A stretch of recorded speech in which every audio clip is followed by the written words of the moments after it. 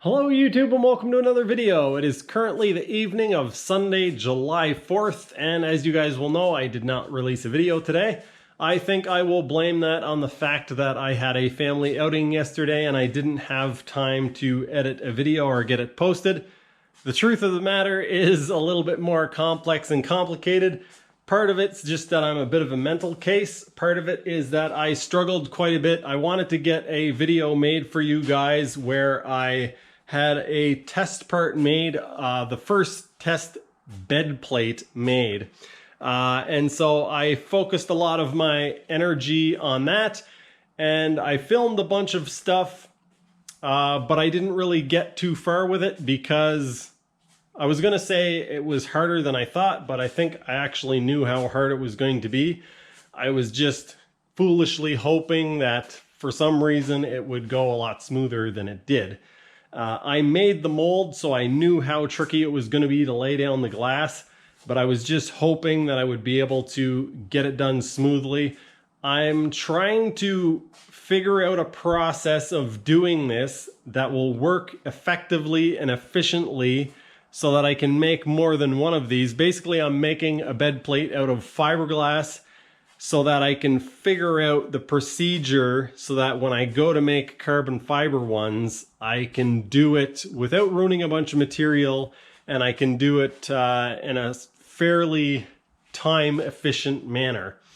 So I basically spent a whole lot of time ruining some fiberglass and scratching my head trying to figure it out. The good news is that I think I did figure out a way around it, but every time I think I've figured out a way to make it work, I find out why it won't. So I've figured out kind of a way I can make it work, worst case scenario, and now I'm just trying to improve on the process. So I'll show you guys some of that footage, but I'm not going to make you sit through a whole lot of it.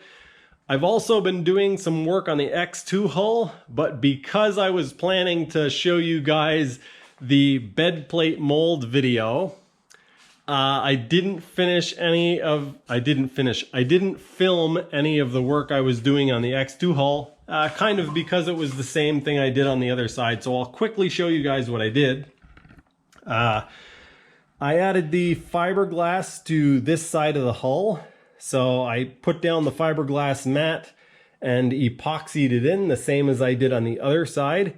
And I just got done about a half an hour ago. I put a thickened epoxy. I basically started the first stages of fairing or smoothing out these surfaces. So what I did is I got all the glass down. I sanded it with sandpaper. I cleaned it up. I blew it off with compressed air. I cleaned it with acetone. I untangled my cat about 1,000 times. And then I put some thickened epoxy on it. I just got done doing that to kind of try to smooth out the transitions and hold everything together. I got some of that done along the sides, on the top through here, through the centerpiece. Same thing on the other side. I got some done through here, and I'm assuming that you guys can't see any of that on camera because I can barely see it in person. I did a bunch of sanding work to get the final shape and dimensions of this sorted out. I put some thickened epoxy on here to kind of get the final shape sorted.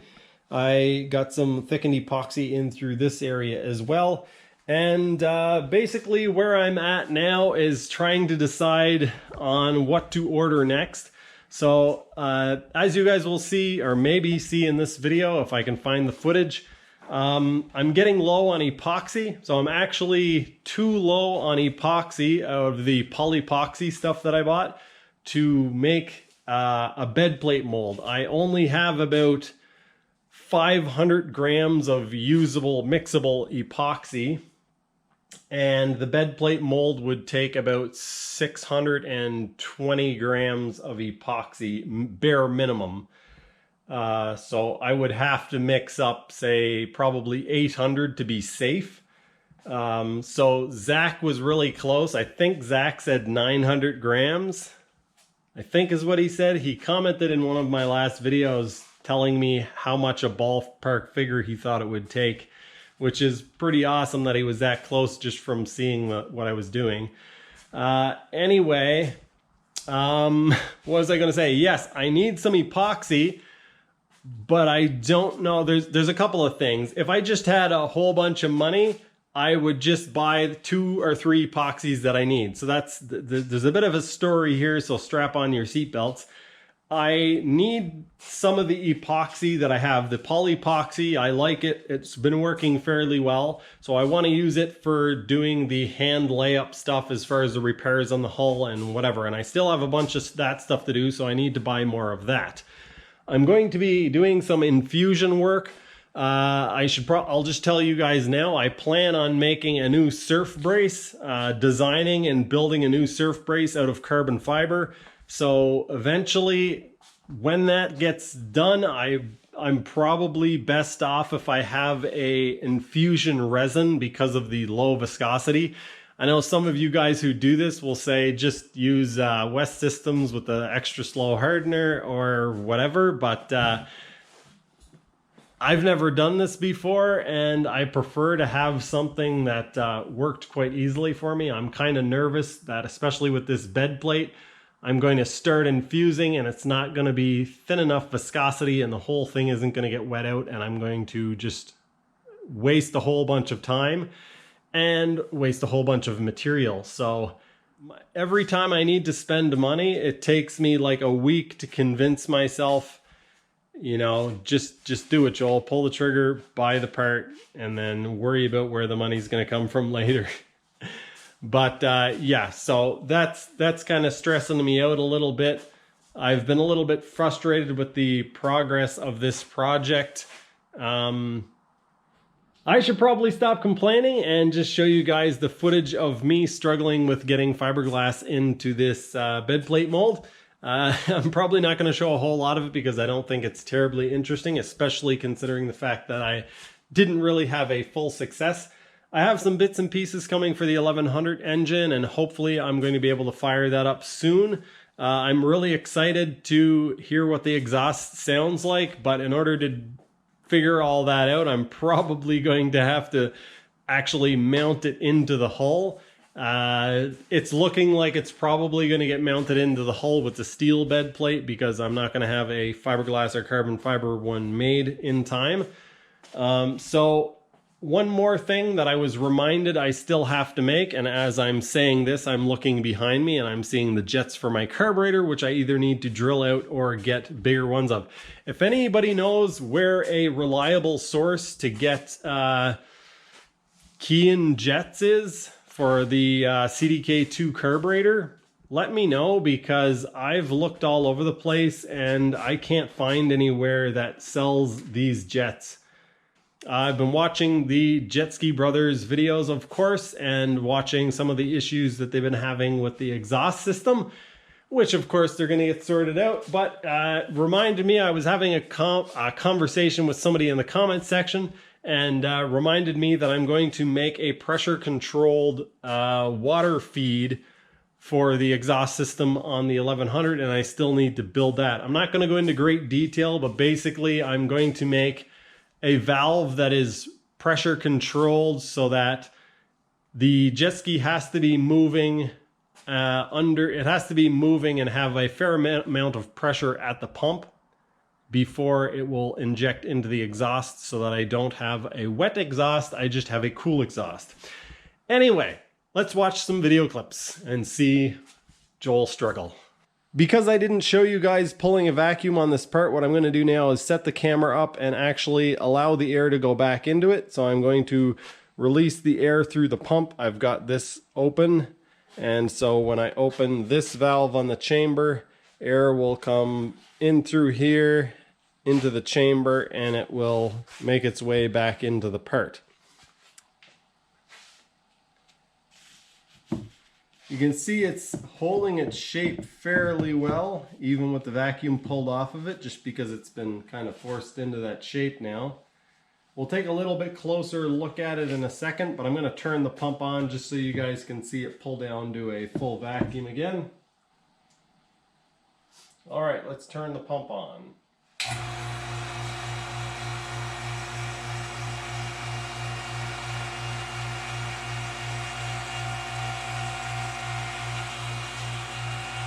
That is 20 inches of mercury. You can definitely see here the putty pulled through quite far. Some of these places it may have, but it looks like it's contacted the mat. So that looks like it stopped it. In this little fold here, it pulled some in way in along there. One thing that I wish I would have done when making this mold, I wish I would have made the flanges a little bit bigger. As you can see, it's quite tight around these areas. They're plenty big on the sides. Anyway, lesson learned. I should have just gone ahead and figured out a way to make them bigger, but it's going to work. It's just going to be a little bit trickier to set up.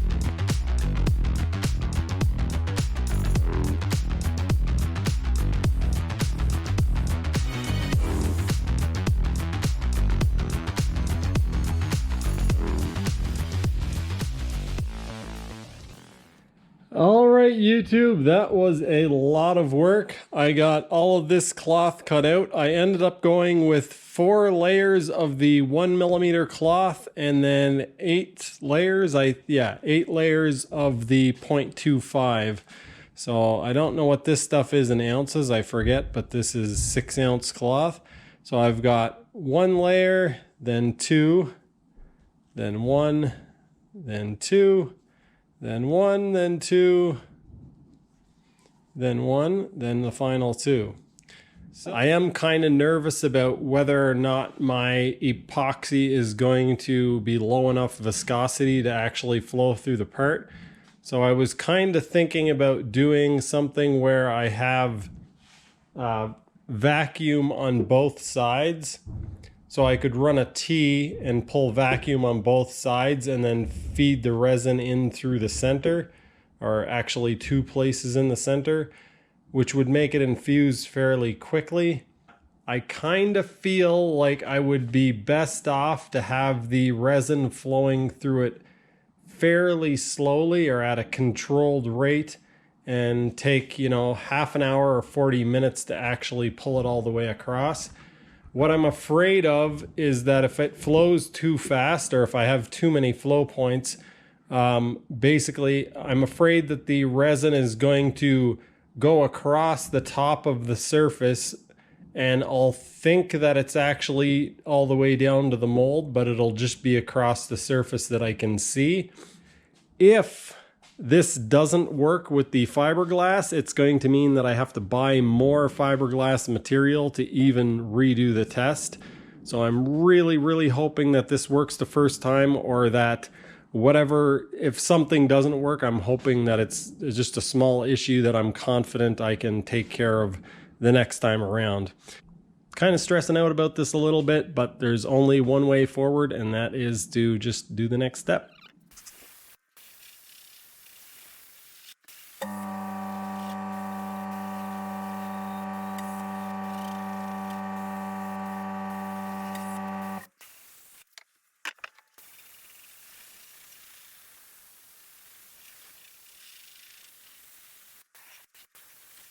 Alright YouTube, it is the following day and I just recorded a clip, but my Hero 7 seized up after 1 second of recording.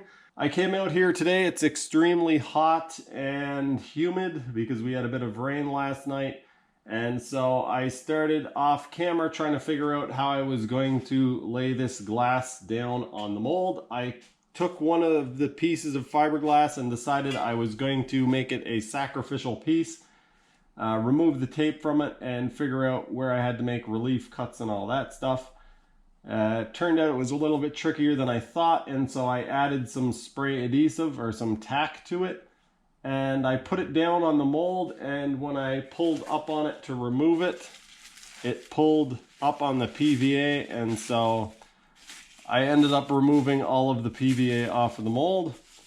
It's good news and bad news. The good news is that I got it off so I can see that it's quite thick. I got it on there plenty thick, and yeah, so I'm happy with that. The locating pins that I put in here, they're going to poke into the back side of the cloth. And so I need to make sure that the cloth is basically sitting exactly where it's going to be when the part is made, because I don't know if I can explain this very well, but if the cloth needs to move, it won't be able to move because the pin will be pushing up on the back side of it. When the vacuum is pulled, the pin or the locator will be on the back side of the cloth, and if it needs to shift to one side or the other, it will be locked in place so it won't be able to move. This is going to take quite a bit of figuring out because I'm going to need to make relief cuts probably to get these pieces to sit down into place.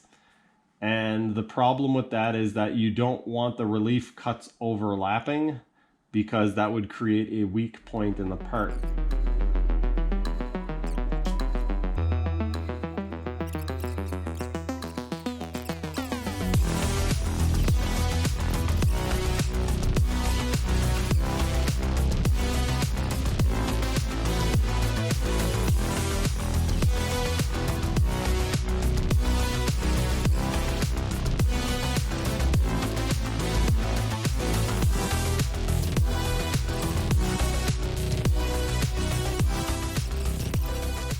Oh, I forgot to mention also, I'm going to sand off these little tabs.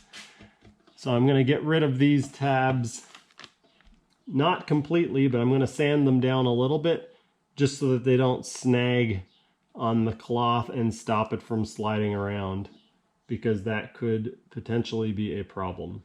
We're having a bit of a storm blow in, and it is quite a relief. I am sweating in here profusely.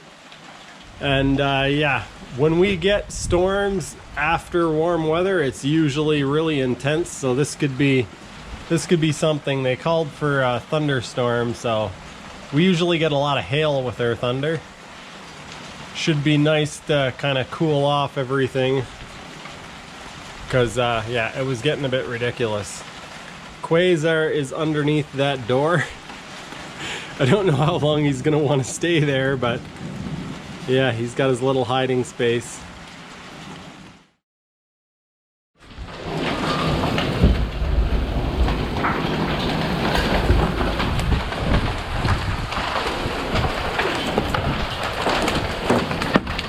Oh my God!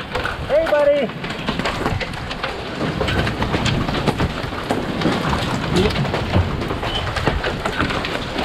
Come here, Quasar! Come on, buddy! No, no, no! Come here, come here, come here, come here, come here! Okay, that's okay. I got you. I got you. I got you.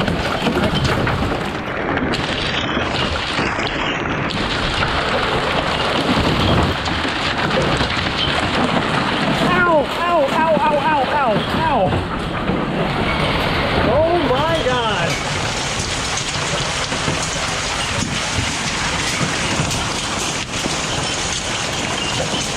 Ow! Oh my God!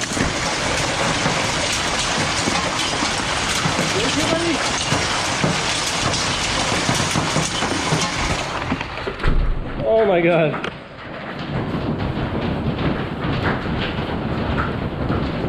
Woo.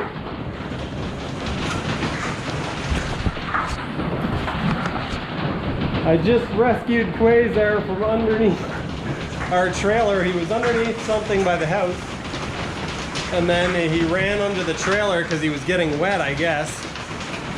And anyway, I went to rescue him, and I got a piece of a sliding door that I had here I was using for a bench top.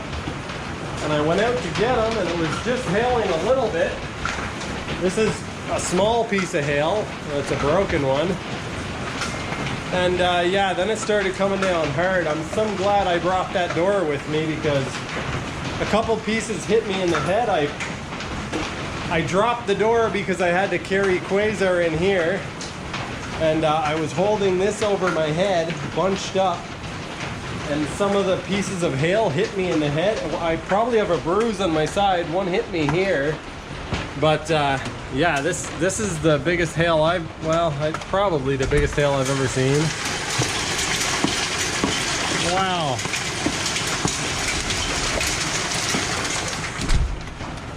What do you think about that, buddy? That was crazy. That was crazy, buddy.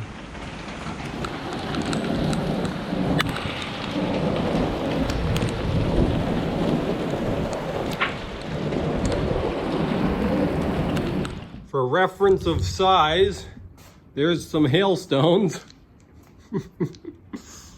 Oh, they're cold.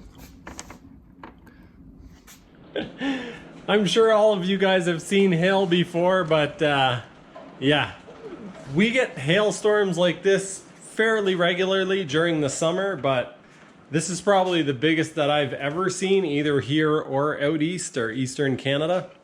Typically, we get hailstorms that, you know, damage people's roofs and put holes in their siding and break windows, dent cars, break windshields, that kind of stuff. So it looks like my truck's okay. I wouldn't have been too bothered if it was dented.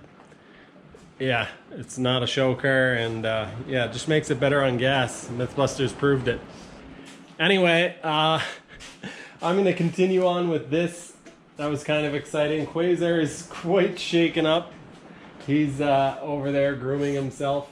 Poor guy.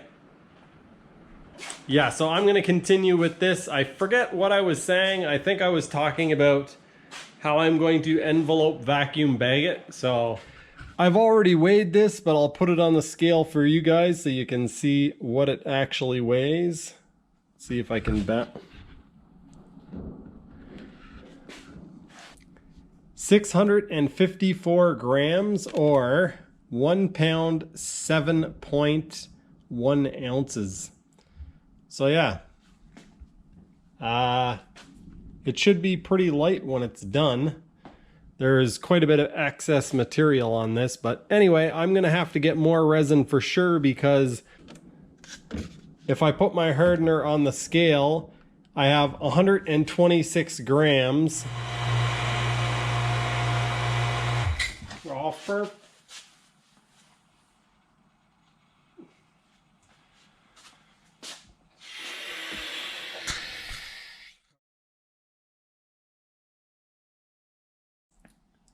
Alright YouTube, the power was off for quite a while. It did come back on, and I continued playing with the mold. And I actually figured out something after I turned the camera off the last time. And that is that the only critical dimension is actually the thickness of the material around these 4 areas. And I won't go into great detail in trying to explain that, but basically there's 2 reference surfaces in the offset of the bed plate. So the engine mounts on the top side of the bed plate, so the engine is going to mount on the finished surface on the top of the mounts, but the mounts that go into the hull will be mounted on the surface that we see. So the thickness of 6 millimeters only has to be between here, or the mounting surface here, so the opposite side of here, and the bottom side of this, or the last layer of glass on this side. So the reality of the situation is, it wouldn't be strong enough, but I could have it 1 layer thick here. As long as it's 6 millimeters thick here, the offset would be correct. So the only place where I need it to be accurately 6 millimeters thick is around here. So that gives me a lot more freedom in building this bed plate than I originally had thought. What I'm probably going to do is lay the first piece of fiberglass, the first sheet of 6-ounce cloth, so that it is laid out all in one piece. So I'll probably do relief cuts in through these areas, but I'm going to try to get it seated into place all in one piece, through this area. for cosmetic reasons. And the reason why I'm going to do that is because I want to do that same thing with the carbon fiber, which is also 6 ounce twill. So if I can do it with the fiberglass, that means I should be able to do it with the carbon fiber as well. So I'm going to try to lay the first layer down. What I've done here is cut a piece up and laid it in with the tacky stuff. And that means what I've discovered here is that I can lay it in pieces, not easily, but repeatably and dependably, I guess. It's going to take a long time to lay up the glass in this mold, but I'm going to be able to do it, so that is good news. I'm currently working on editing this video for you guys, and I thought I would film a quick outro because my computer memory is almost full, so I got to make it quick as my cat comes in through the door and gets tangled. I think I showed you guys I added some thickened epoxy to these areas. I sanded them down off camera and got them shaped basically the way I wanted. And then over on this side, I decided that I changed my mind and I wanted to change the shape. So if you see this big pile of shavings here and stuff on the floor, that's because I decided to shape this more of a compound curve. So on the other side, it just goes straight down to the bond line, and on this side, it actually curves in. So this is going to be a compound curve. It's going to be bowed out in the center here and this way as well. I think it's going to look better, and it'll probably be easier to shape that way as well. That's just about all I have for this video. I did order the 2 different epoxies that I needed, and I also ordered some chip brushes and some measuring cups and another few things. Anyway, that is going to do it for this one. Thanks for watching, and I'll see you next time. Look, stuck.